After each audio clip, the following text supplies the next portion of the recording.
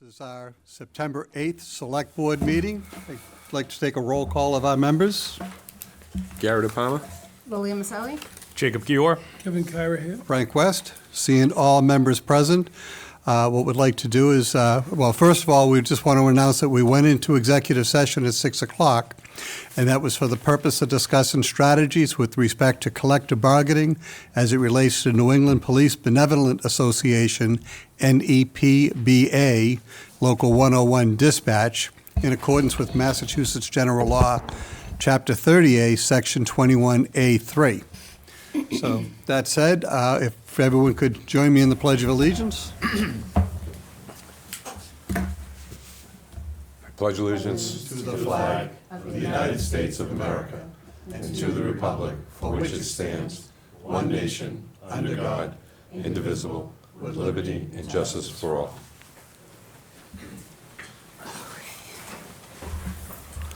Okay, thank you, everybody. At this time, I'd like to take a motion, I'd like to see if anyone would entertain a motion to review and sign payroll and bills payable. So moved. Warrants out of session, so moved. Okay, is there a second? Second. Second, Jake, second. Any discussion? All in favor? All five, thank you. Approval of the minutes of August 18th, 2025. Is there a motion to approve? So moved. Is there a second? Second. Any discussion? Seeing no discussion, I'd take a vote. All in favor? I'm going to abstain. I was not at the meeting. Okay. Correct. So 4+ with an abstention. Okay. And we're at our 7 o'clock appointment. We have Peter Walderzak, Decanted Wine Truck, regarding request to obtain a one-day alcohol license to sell beer and wine at Behind the Books Library Program for property located at 130 Main Street. Yes, that's me. Sir, would you like to come to the front, please?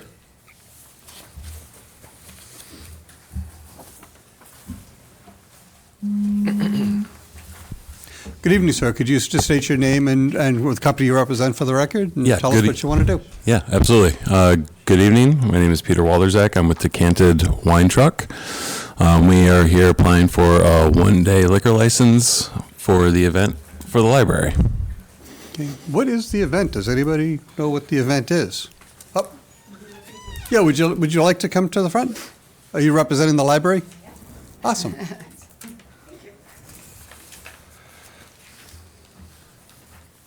If you could just state your name and address for the record. I'm Natalie Hardy. I'm the library director, and I live in North Andover. Okay. So would you like to tell us what the event is and then how it refers into, how it falls into a one-day liquor permit? Of course. So we, in May, our library launched an author series that is planned to be twice a year, a large-scale author event that happens off-site of the library itself, because we're hoping to attract upwards of 275 people to each of these author events at the community room in our new senior center. And so we've invited the Decanted Wine Truck company to sell beer and wine for our next event, which is on Thursday, September 25th. Okay. Will there be other refreshments as well? There will only be very light refreshments of the prepackaged, individually packaged nature. Okay. Little bags of pretzels or cookies or something. Okay, and I assume there'll be a charge for beer and wine, but will there be a charge for assorted other refreshments? There will not be a charge for the refreshments. Okay. Sir, would you like to make any further comment on more in detail about what you're proposing? Yeah, so the event will be approximately 3 hours, I believe. Our company has refinished trailers that we go around the state of Massachusetts, New Hampshire, Vermont, and Connecticut. We also have 4 wine carts that were designed more so for indoor events. We will be bringing the wine cart to this event with approximately 2 bartenders based on the number of people attending the event. All our staff is tip certified. They are safe certified. We have a 12C catering license through the state of Massachusetts, which allows us to do so. Yeah, we've been in business for about 4 years now, and these are, the type of events that we love to do, help, local events, grow traction and get some notoriety in the, I have one question, then I'll open it up to the board. Yeah. What about police detail, especially for A, traffic, and B, alcohol? That is not something that we've considered to date. Okay. With that, I'd like to open it to the board. It looks like, Gary, Mr. Palmer? I have two questions. One, this is going to be held at the senior center. And two, I would say that we should reject it until we know what the police situation is. They recommended approval. Pardon me? The police recommended approval. Yeah, but we don't know what they're having for detail. Are they having detail? You're serving alcohol? There should be a minimum of one officer on call, I would assume. Any other comments? I'll just follow up on Zelli? that, Sure, go ahead. through you to Mr. Slagle. Do we know if they're required to have a detail? With So, detail? an one-day alcohol license does not require a detail. So typically speaking, the police chief in his recommendation would indicate whether or not he felt like it was something that needed a detail. Okay. That being said, because you are the licensing authority, Yeah. if you wanted to condition it upon the hiring of a detail officer, that's certainly within the purview of the board. Thank you. Any other comments? I mean, No, go ahead. no, just say, based on the review by the police, that's not a concern for me. I don't see any other reason, so I would like to move forward. I'll just put it out there now. Ms. Skyra? Is it just, I heard you mention, Mr. Chair, beer. Is it beer and wine or just wine? wine and beer. Just wine and beer, yep, no spirits.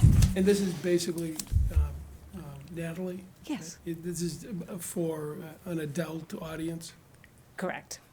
Yes. Yep. And for what it's worth, this is my 9th year in a row of spearheading author events like this that involve a cash bar. And it's generally, somebody has 1, 2 maximum Yeah. alcoholic beverages. It starts at 7:30, it's over by 9. It's a very subdued affair, but it's an opportunity to provide a night out in Wilmington a couple of times a year and bring readers and authors together. Mr. Chair, if I just, Sure. question. May I ask who the author is? Of course, and you're all invited to attend. Some of you may have heard of Cy Montgomery. So she lives in New Hampshire. She is often on WGBH, Yep. and she writes all nonfiction books about different kinds of animals around the world Yep. and the people who care for them. So you may have heard of her. I think she wrote one Soul of an about Octopus. turtles that Sorry? came out. She wrote one about turtles. Yes, of I Time and believe. Turtles. Yep. Came out, yeah. She also wrote The Soul of an Octopus. Yes. Okay. And Ms. Great. Skyra? Thank one you. other question. First off, welcome. I don't think we've had the opportunity. Yes. Nice to meet you all. You as well. Head librarian. Is this free and open to the public, or is It there is a charge? indeed. Yeah, with the exception of Yeah, with whatever the somebody exception wants of to buy for a drink, yes. Okay, any other discussion? One of the things I think that I would caveat any motion by would be that it would be a 2-drink maximum. Again, like you said, it's going to be an adult crowd listening to a book author and discussion and things like that, so I don't see people, treating this as anything other than a nice night, shall we say. But I think if you're doing 3 hours, I think, maximum of 2 drinks, I think would be. What do we do for Fall Fest, though? To be fair, 3. it's 3. But that's also a later venue. I think they're open 10 to 4, and I think the Yeah, beer it doesn't mean garden- somebody couldn't be there for half an hour and have 3. Like that does that doesn't mean they're going to be there the whole time. This they probably will, Yeah. but Right. Fall Fest they could stop in for an hour. So I just don't think it's fair to have different rules, personally. I'm just looking at the time limit. Yeah. That's- No, I mean, I would agree with Selectman Gairwell. I don't think we should have different rules Yeah, Okay. on that. I agree. All right. Any further discussion? Anything you'd like to add? We have done many events like this whether it's the Weston Arts Center, Wellesley, where there's some sort of, book or craft involved. And usually what happens is someone gets a glass of wine at the beginning of the night and they drink that one glass of wine the whole night. Yeah. Like I said, we are tip certified, and one of those is identifying and making sure that people aren't overserved. So we absolutely take that very seriously, and 3 drink minimum is probably fine for this type of an event. Okay, Mr. Manager, do you have any comment? Nope. Okay, we see you have a certificate of liability insurance. Yep.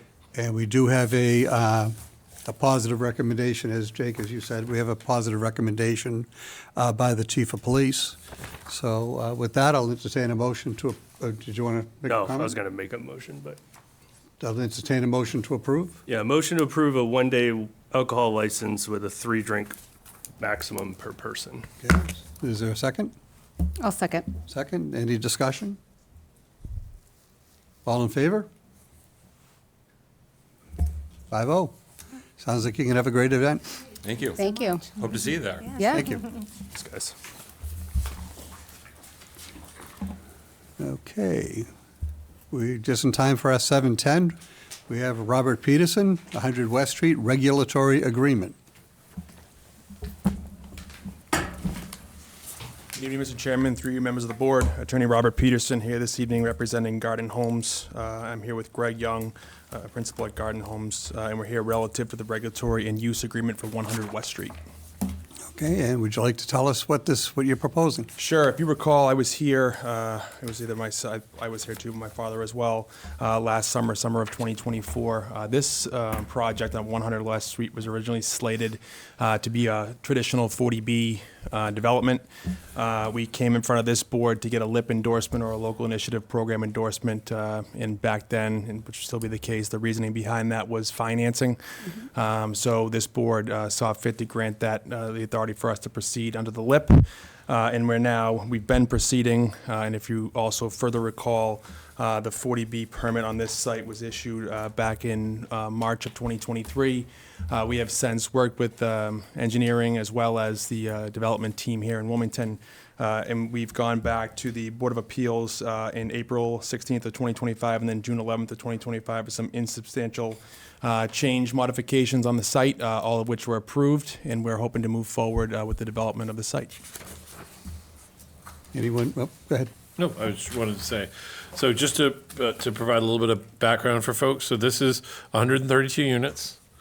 Because they're rental units, they're all going to count towards our 40B for the SHI. As of the issuance of building permits, there is a $325,000 traffic mitigation payment that would be due as of the time of the building permit issuance. That is for the intersection of West and Lowell. There is going to be a local preference at the first lease up for these affordable units. This regulatory agreement was already reviewed and approved by the state. It was already reviewed by our town council and approved for signatures. And so there have been no significant changes to the project since it was approved for the LIP last summer. Okay. And just to add on to it, town manager's comments, where building permits should issue relatively short. We're just waiting on some civil designs, which we're hoping we'll have this week, and then they'll be submitted. So hopefully we can get that going. And once the building permit is issued, we'll issue that $325,000 traffic mitigation funds. Okay. Sir, would you like to introduce yourself, by the way? Yes, Greg Young from Garden Homes Development. We hope to break ground on the project, by the end of this year. That we have submitted for the building permits. So, as you might recall, we last summer when we were in front of the board, we entered into a MOU with the town to increase the traffic mitigation for the project, so that the intersection would be able to get to the 25% design development stage, so that they could get in the funding, the state funding queue for the upgrade of the intersection there with DOT. Thank you. Anybody from the board have any questions, comments? No? Just Mr. Bauer? welcome to Wilmington. No, I'm glad it's finally coming to fruition, and, you've gotten through everything, so looking forward to you guys finally putting shovels in the ground. Any comments? Okay, that said, would anybody like I'd like to to make a motion. make a motion to do what? Isn't it on the agenda for later? To have the, Oh, is that on later? I'm Yeah, the sorry. first board, Oh, it's the first board to consider First, item. All right, do we want to take that out of cycle? You can absolutely, Yeah, why don't we just take that out of cycle? So, that's board to consider number 6. yeah, it's authorizing the Select Board Chair to sign 100 West Street regulatory agreement. Mr. Barmer, is that your Correct. motion? Is there a second? Second. Second? Any discussion on that? Okay, all in favor? 5-0. Welcome to Wilmington, and we look Thanks, guys. forward to Thank you. groundbreaking. You too.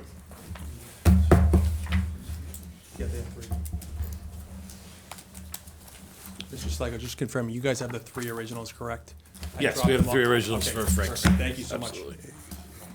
We're a little early for the Select Board discussion regarding the cable. Is that It's not a public hearing, so I think we can go right ahead. so? Why don't we have a discussion on the Cable TV Advisory Task Force? I see Mr. Manager? Yeah, no, I was going to say, Mr. Chair, there are, as you can see, the 5 members of the existing Cable TV Advisory Task Force as of the last time that negotiations were done. We have been informed by both Verizon and Comcast that we're coming up on the expiration of those deals in 2027 and 2028. And so, given the nature of these negotiations, I thought it was prudent for us to at least have a conversation about the makeup of this task force. As you can see, 4 of them are generally town staff, and 1 is a resident. I'm not familiar with Mr. Breslin, so I don't know whether or not he is still interested in serving on the Cable TV Advisory Task Force, but obviously, we can certainly reach out and try to determine whether he is, or if there's another resident that the board would like to appoint, or ask for resident submissions. Yeah, I have a question. Since I wasn't around when this was created, I don't have any background on it. Could you just give me a quick overview on what they actually do, what their roles and responsibilities are, just so I understand? Sure. So, in Massachusetts, technically speaking, the statute authorizes municipalities to engage in contract negotiations with cable providers that providing cable within their town town borders.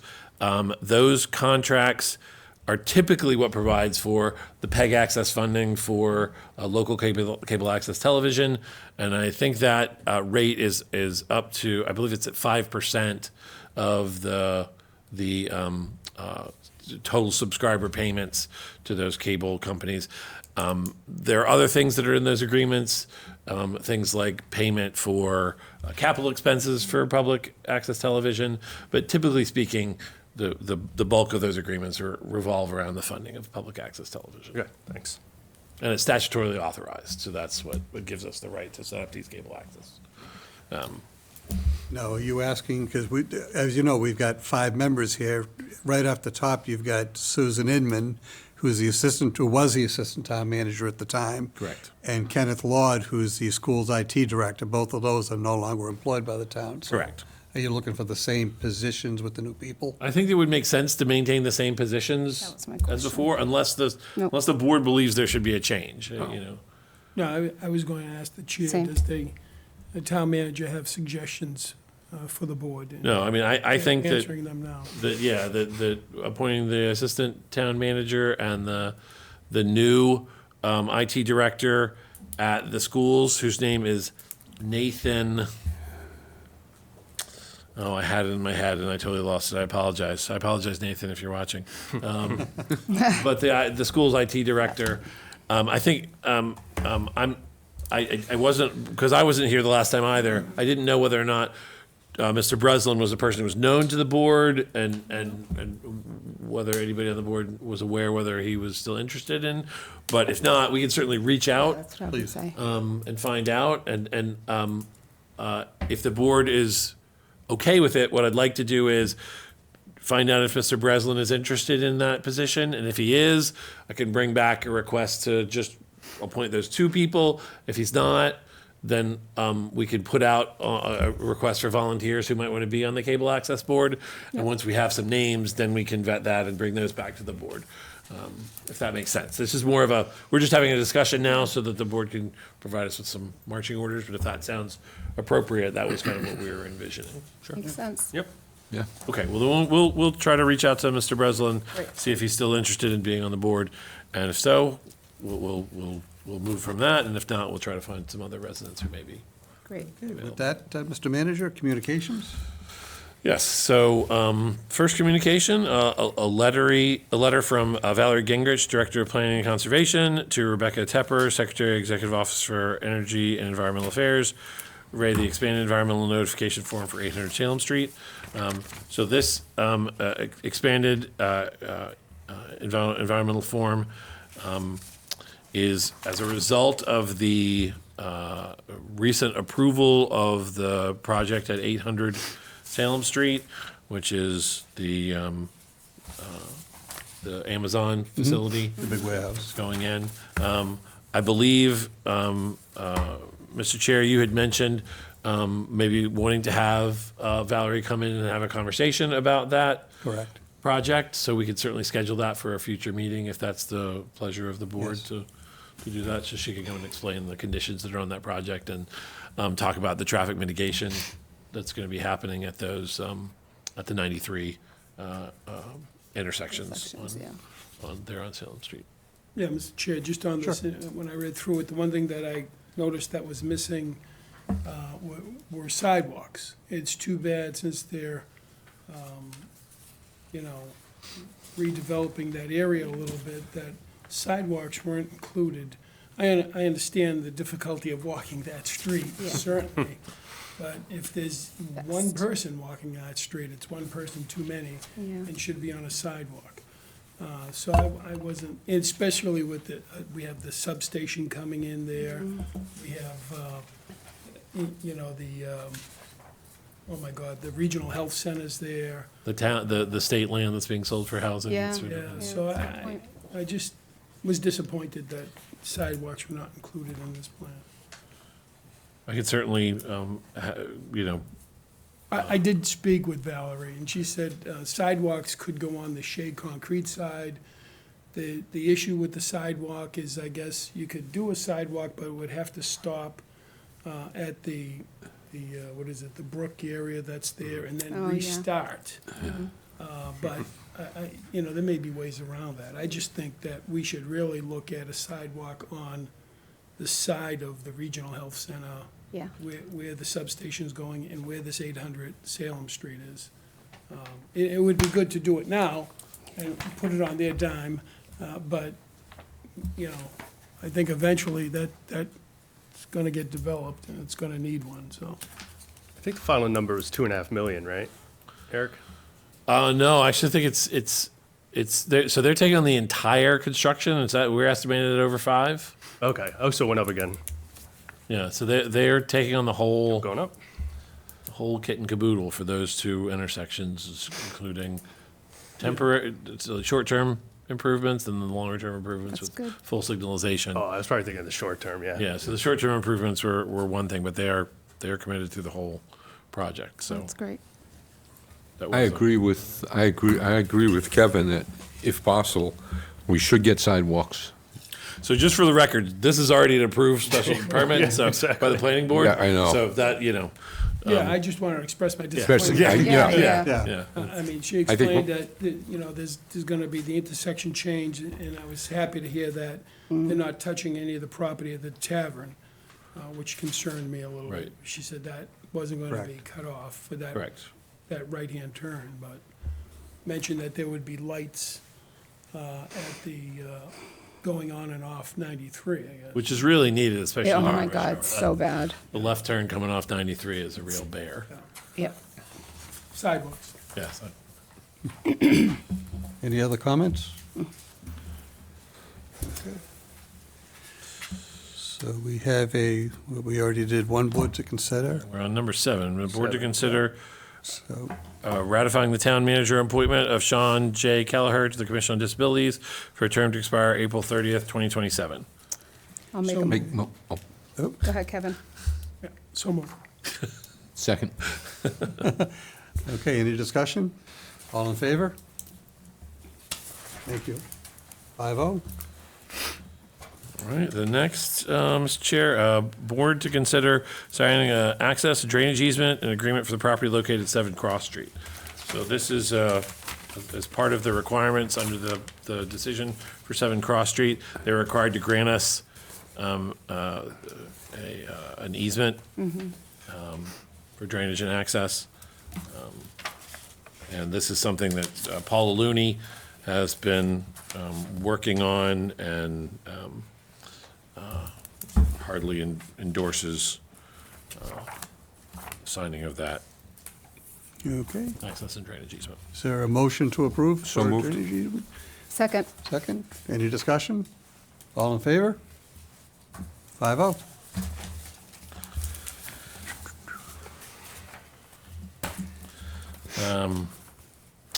Number 9, board to consider authorizing the town manager to sign the land damage agreement and rights of entry relative to MassDOT Project 608051, the Route 38 Corridor Improvement Project.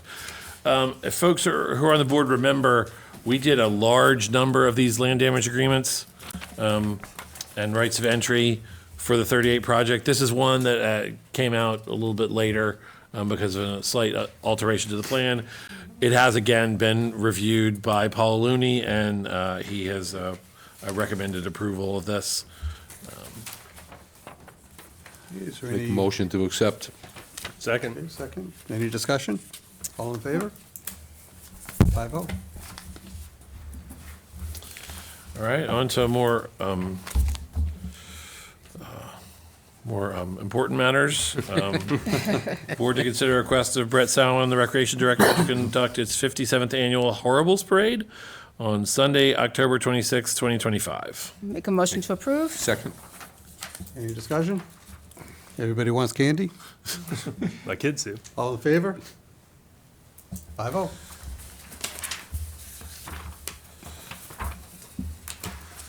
And as we get into a more festive spirit, the board to consider approval of license to sell Christmas trees for Wilmington Methodist Church, care of John Aravantis, and for the Boy Scouts of America, troop number 56, care of Benjamin Di Gennaro. Did have one question.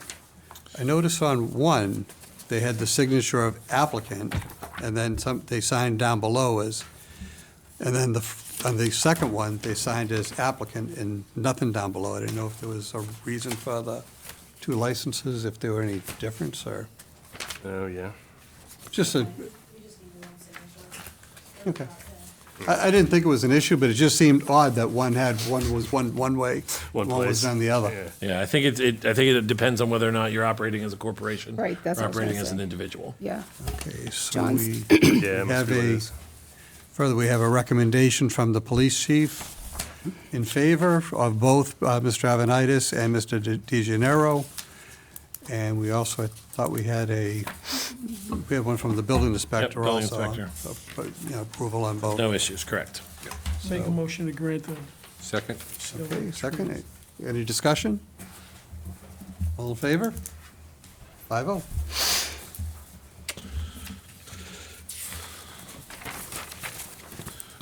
Board to consider number 12, request of Christine Carnavale, Wilmington Farmers Market to extend hours till 3:00 p.m. on Sunday, October 25th, for a fundraising cornhole tournament.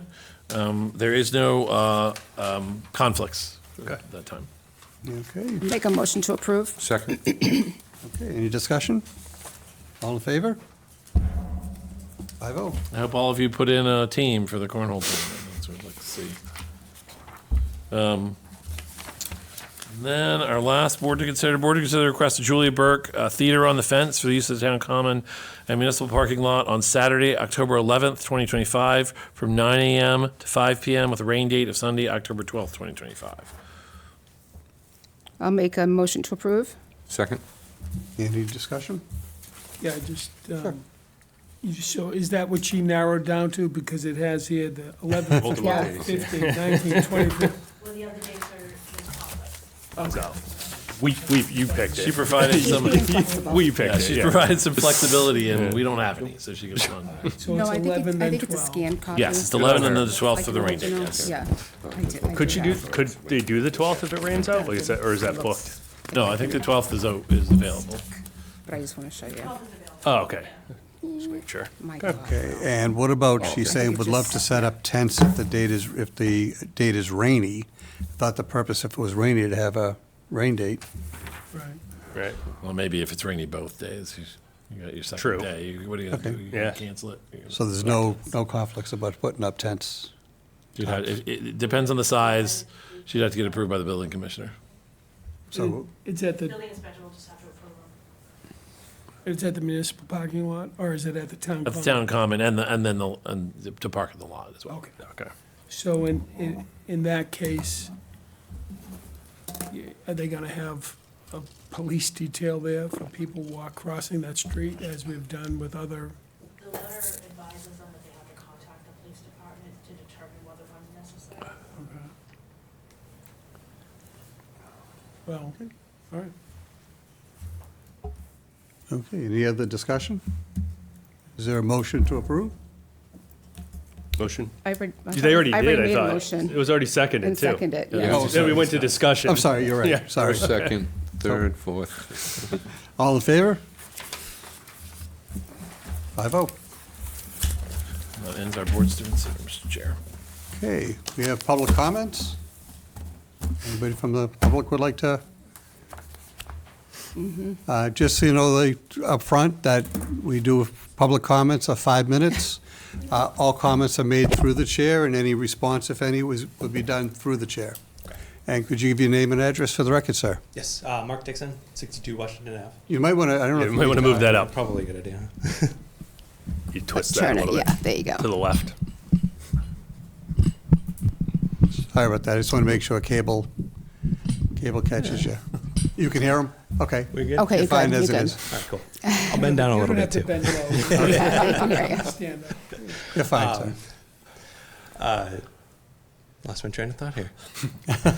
Sorry. So at the last select board meeting, I came up here and I mentioned a few things about the senior work-off program and, talking about some adjustments to the law, Massachusetts law.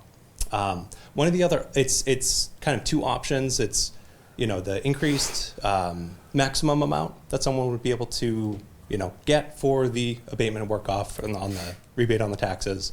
And then there is also an option to, instead of the increase, it could be something that's done so that an approved representative could volunteer in place of one of the seniors who may need that option.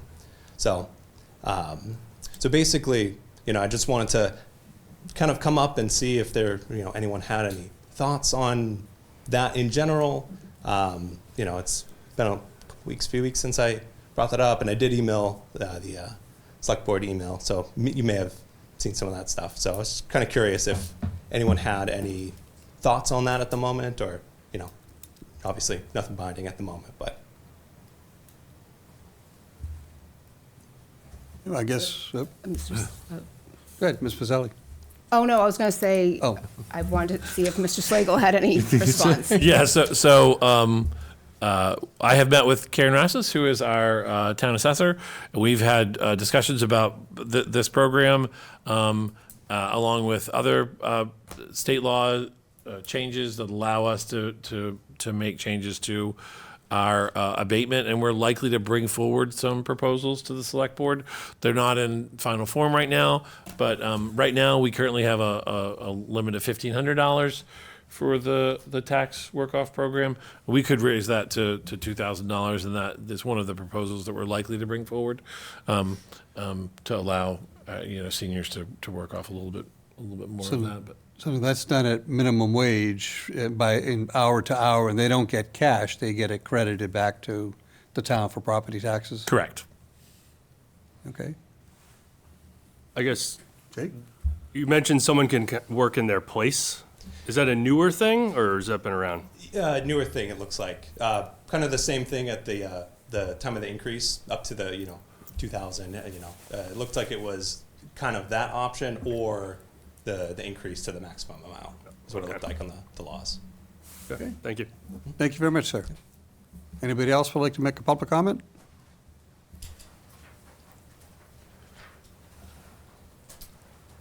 Good evening. Elizabeth Barabee, 300R Salem Street. Can you hear me okay? So this is more of a formality. I know you've heard from me before. This is in reference to the wetlands with the school project because we are abutters. So I'm just going to read this. It's short. So in the 25 years that we've lived in our home at 300R Salem Street, we have been following the order of conditions, which was part of our deed. These conditions deem the wetlands on both our property and our neighbor's property, 298 Salem Street, to be jurisdictional and protected. We have those documents. Specifically, a finding by the Conservation Commission in 1999, when our home was built, states the bordering vegetation and wildlife surrounding the vernal pool deems it a BVW, or bordering vegetative wetland, which is protected. We have lived under these conditions for 25 years.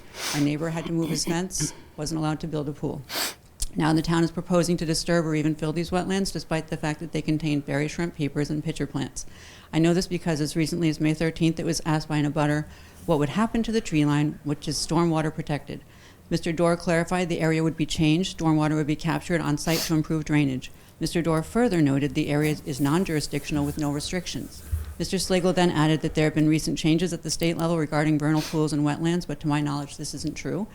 In addition, filling these wetlands will create major flooding issues to the surrounding homes because water has to go somewhere. If you cannot fill them or drain them, what solution can you possibly have? So as select board members, you are charged with protecting all the residents of this town, and the actions being proposed by this committee are doing the opposite. No one should be sacrificed for the greater good if it means losing their home, which is arguably their greatest asset. So I'm just going to state for the record that my husband and I are going to be putting you on notice that we will do whatever it takes to protect our home. Thank you. Thank you. Any other public comments? Okay. Oh.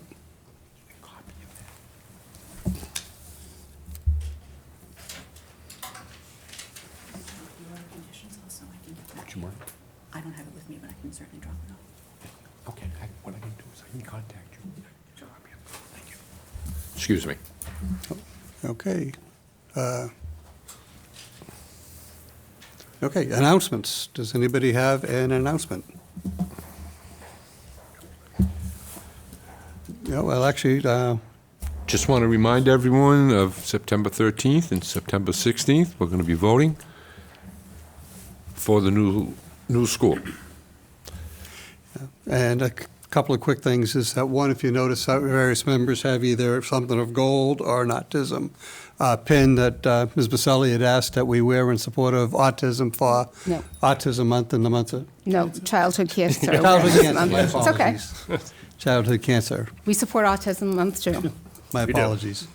The other thing is I would like to announce that Chief Desmond recently retired from the Wilmington Police Force, and I was honored to be part of the ceremony along with some of our selectmen and certainly town manager, assistant town manager. We also, as we were saying goodbye to Chief Desmond, the following day we recognized the new chief, Chief Pooper and Brian Pooper, and Deputy Chief Scott Sensabaugh. So I'd like to, one, congratulate Chief Desmond on his retirement. And step two is that I'd like to congratulate both, on behalf of the board, I'd like to congratulate both Brian Pooper and Scott Sensabaugh on their roles as the new chief and deputy chief of the police force. The other thing is that I know we have this vote coming up on Saturday, as Mr. DePalmer alluded to. You know, one of the things is that there's been a lot of discussion, plus, minus. There's going to be a town meeting with, we're figuring upwards, maybe 2,000 people is probably the likes that Wilmington hasn't seen before. So, again, you know, people are going to state their case, plus or minus, and at the end of the day, they're going to vote plus or minus. Do we want the school? Do we not want the school? But I just want to remind people that at the end of the day, when we leave town meeting, all these people, we all came in as individuals. We're all going to leave as individuals. And these people are your family, your friends, and your neighbors. So, whatever the outcome of the vote is that it'd be nice if we could just, take that into consideration so that we're not just, going out and saying, well, I'm not going to talk to you or whatever because of, how you positioned yourself on the vote. So I just wanted to throw that out there. Announcements? Or are you still? No, Oh, you sorry. have announced, we're still in announcements. No, I just would agree with you. I want to congratulate Chief Desmond and also Brian Puper and Scott Sensabaugh for their new positions. I think it's great to see this take place where people are moving up into those positions and good people, and they'll keep the continuity of a great team going at the police department. And I just want to give a shout out to former Selectman Greg Bendel for his birthday today. He's an old man, so happy birthday. Okay, any other announcements? New business? Okay, Mr. Manager, important dates. Important dates. So through October 5th, we have the Farmers Market, which is on the Town Common from Sundays from 10 a.m. to 1 p.m. Although, note, we did just grant the cornhole tournament, so keep an eye on those scheduling. September 10th, we have a brush drop-off at Old Main Street from 8 a.m. To 2 p.m. September 13th, we have brush drop-off at Old Main Street from 9 a.m. to 4 p.m. As has been mentioned, on September 13th, we're having the special town meeting at Wilmington High School in the Cushing Gymnasium, starting at 9 a.m. Check-in begins at 8. Please come early if you're coming to that meeting. We anticipate a large attendance, so we hope folks can get there early and start to check in at 8 o'clock. September 16th, we're having the special town election. The polls open from 8 a.m. to 8 p.m. September 17th, we're having a welcome to Wilmington reception at the Wilmington Library. September 20th, we're having a shredding day at the municipal parking lot from 9 a.m. to noon. September 22nd, the Select Board will have our next meeting here at Town Hall, Room 9 at 7 o'clock p.m. September 25th is the anniversary of Wilmington, incorporated 295 years ago, as of September 25th. Only 5 years from the big 300. September 27th, we have Fall Fest at the Town Common from 9 a.m. to 4 p.m. Last year, it was very highly attended. It was a really successful Fall Fest, so I hope folks can put that on their calendar to come to Fall Fest on the 27th. October 13th is Columbus Day. Town offices will be closed. October 14th is another Select Board meeting here at Town Hall, Room 9 at 7 o'clock p.m. October 24th, we have the Carter Lecture Fund at Wilmington Middle School Auditorium at 7 o'clock p.m. It's Lenny Zarcone. And then October 27th, Select Board Town Hall here in Room 9 at 7 o'clock p.m. Those are our important dates, Mr. Thank you, Chair. Mr. Manager. Okay, and we have our salute to service. As you know, this is the 24th anniversary coming up of the tragic events of 9/11, both, and a lot of people here in Wilmington in the area, either knew people or knew of people that were affected by that tragedy. So I'd actually like to offer a quick moment of silence, if I may, on behalf of the all the victims and families of the 9/11.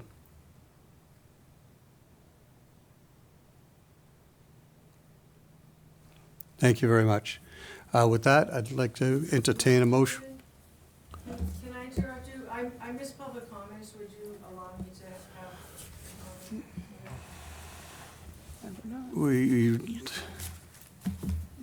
If you're brief. I can be brief. If you're very, because normally we don't. That's why I noticed you walked in as we were, Finish it up.